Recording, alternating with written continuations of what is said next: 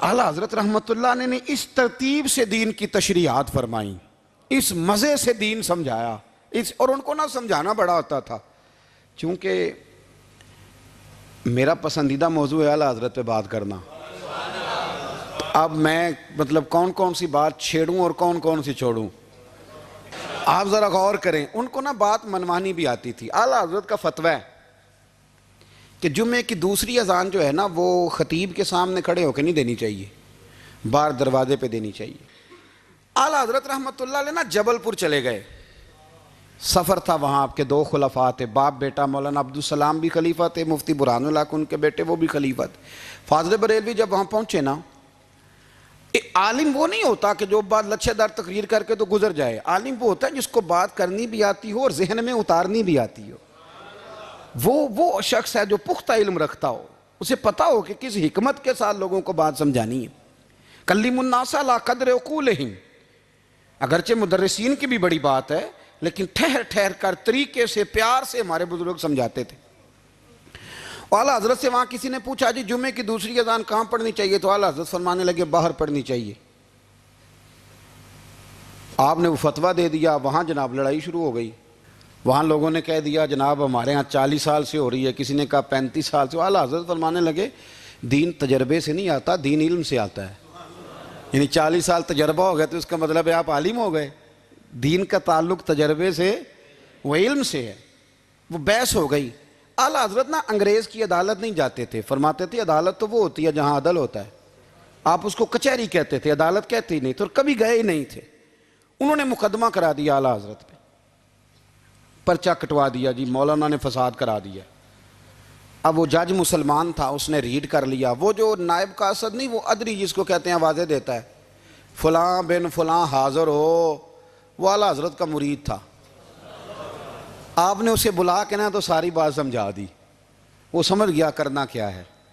جب باری آئی اعلیٰ حضرت کی تو جج صاحب نے کیس پہلے پڑھ لیا تھا کہ یہ مسئلہ ہے، مولانا کہتے ہیں اذان باہر پڑھو، تو کچھ لوگ کہتے ہیں سامنے پڑھنی چاہیے۔ اس نے کہا بھی بلاؤ مولانا رضا علی خان ولد نقی علی خان۔ وہ کہنے لگا کھڑا ہو کے جج کے سامنے، کانوں میں دونوں بالکل جج کے آواز دینی تھی باہر جا کے، تو جج صاحب کے سامنے جج صاحب کی طرف منہ کر کے کہنے لگا مولانا رضا علی خان ولد نقی علی خان حاضر ہو، اور جج کہنے لگا بیوقوف باہر جا کے کہنے لگے یہی تو میرے پیر کہتے ہیں، یہی تو وہ فرماتے ہیں کہ خطیب تو آیا بیٹھا جمعہ پڑھانے، وہ تو آیا ہوا ہے، باہر جا کے کہے جو نہیں آئے انہیں بھی پتہ چل جائے کہ جمعہ پڑھنا ہے، یہی تو وہ کہتے ہیں۔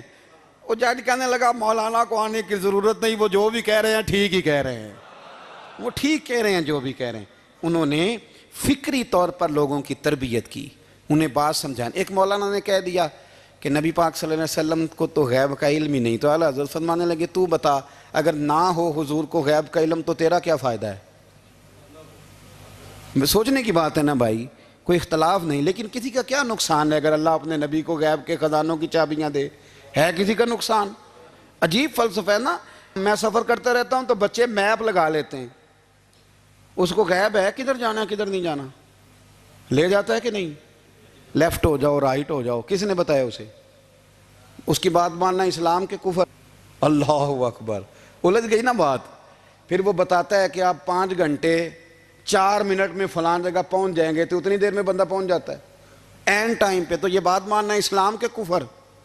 لیکن مجھے افسوس اس بات کا ہے کہ ڈاکٹر کا الٹرا ساؤنڈ ماننے والے، میپ کی باتیں ماننے والے، کل اتنے بجے بارش ہو جائے گی یہ ماننے والے، اگر کہا جائے کہ رسول پاک نے یہ غیب کی خبر دی ہے تو لوگ اڑ جاتے ہیں۔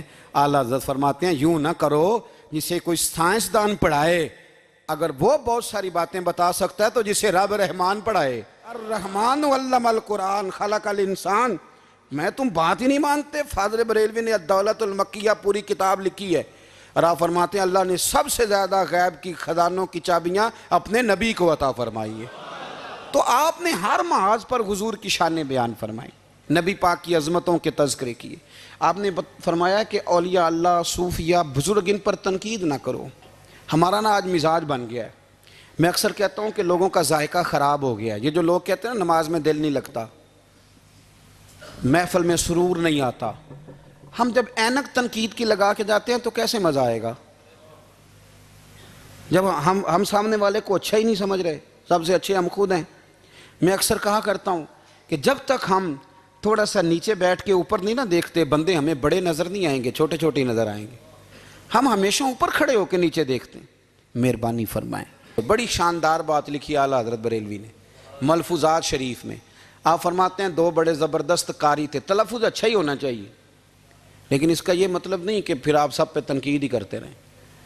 تو اعلیٰ حضرت فرماتے 2 قاریوں نے نا ایک بزرگ کے پیچھے نماز پڑھی، تو ان کے نا کچھ قواعد مستحب، کچھ قواعد ٹھیک نہیں تھے، تو کہنے لگے شہرت تو بڑی سنی تھی پر بابے کو تو قرآن بھی صحیح نہیں پڑھنا آتا۔ یہ اعلیٰ حضرت نے لکھا ہے، چھوڑو جو یہ بھی کو بلی ہے۔ فرماتے ہیں بس مستحب قواعد ٹھیک نہیں تھے، جو چیزیں ضروری ہیں وہ ٹھیک پڑھتے تھے بابا جی۔ اب ان دونوں نے تنقید کی دل میں، اور باہر نکل کے ایک دوسرے سے کہنے لگے یار کتنا سوچ کے آئے تھے، پر یہ تو قرآن پاک بھی ٹھیک نہیں پڑھتے۔ اب موسم تھا تھوڑا سا ایسے ہی، معتدل موسم تھا، نہ زیادہ گرمی تھی نہ زیادہ سردی تھی، قریب ایک جھیل تھی۔ کپڑے اتارے، تہمتیں باندھی اور جھیل میں گھس گئے نہانے کے لیے۔ ایک شیر آیا تو کپڑے اٹھا کے لے گیا۔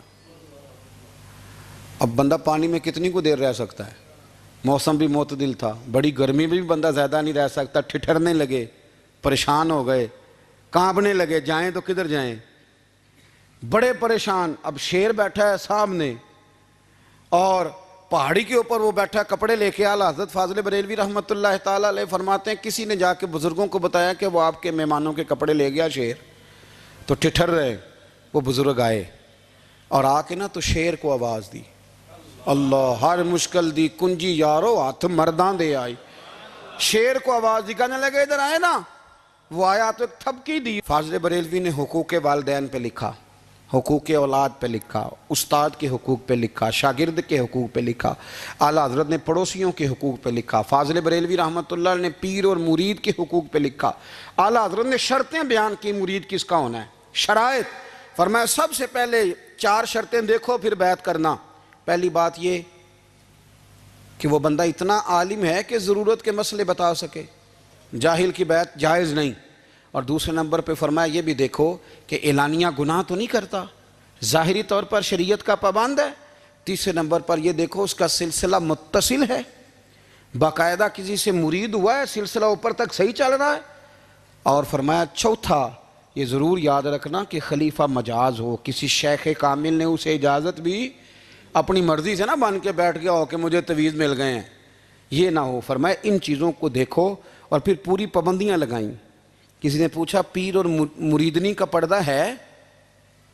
تو اعلیٰ حضرت فرمانے لگے نبی پاک کی جو بیویاں ہیں نا وہ مومنوں کی مائیں ہیں، ان کو قرآن نے مائیں کہا ہے، تو اگر اس ماں کا بیٹے سے پردہ ہے تو پھر مریدنی کا پیر سے پردہ کیوں نہیں؟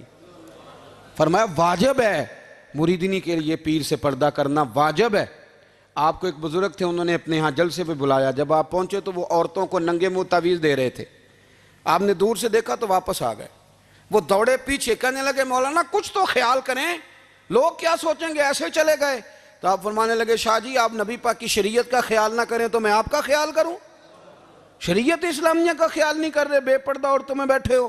وہ کہنے لگے میں توبہ کرتا ہوں، آج کے بعد نہیں کروں گا۔ فرمایا پھر ہاتھ بڑھائیے، پھر میں آپ کے ہاتھوں کے بوسے لیتا ہوں، اس لیے کہ اگر آپ مان گئے ہیں تو پھر ہمارا اختلاف نہیں۔ ساری زندگی دین کی پہرے داری کی۔ اعلیٰ حضرت رحمۃ اللہ علیہ نے آج سے 150 سال پہلے کہا تھا مسلمان اپنے بینک قائم کریں، اپنا سرمایہ۔ ایک جو باتیں آج کر رہے ہیں نا آپ کے لوگ دانشور، وہ 125 سال پہلے کہا تھا کہ اپنے بینک بناؤ، آپس میں مسلمان تجارت کریں۔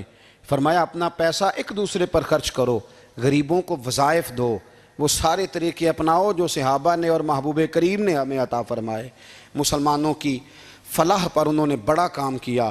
وہ زمانہ اقبال پہلے کہا کرتے تھے سارے جہاں سے اچھا ہندوستان ہمارا، پھر اللہ نے توفیق دی تو کہنے لگے نہیں خاص ہے ترکیب میں قوم رسول ہاشمی۔ اعلیٰ حضرت اسی زمانے سے کہہ رہے تھے نہیں بھائی جو مصطفیٰ کے غلام ہیں ان کا منصب اور معیار الگ ہے، بڑی محبت سے زندگی گزاری، اللہ سے بڑا ڈرتے تھے۔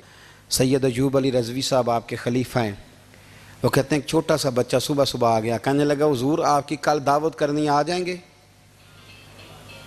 آپ نے فرمایا آ جاؤں گا۔ کہنے لگا میں یتیم ہوں، باپ میرا فوت ہو گیا اور میرا بڑے دل کرتا ہے آپ سے محبت ہو گئی. فرمایا کب آؤں؟ اس نے کہا کل آ جانا. کیا کھلاؤ گے؟ تو چنے کی دال اس نے جھولی میں ڈالی. کہنے لگا حضور میں لے آیا ہوں، رات کو بھگاؤں گا، کل آپ کو کھلاؤں گا. آپ بیمار رہتے تھے، دوپہر کو سوجی کے بسکٹ کھایا کرتے تھے.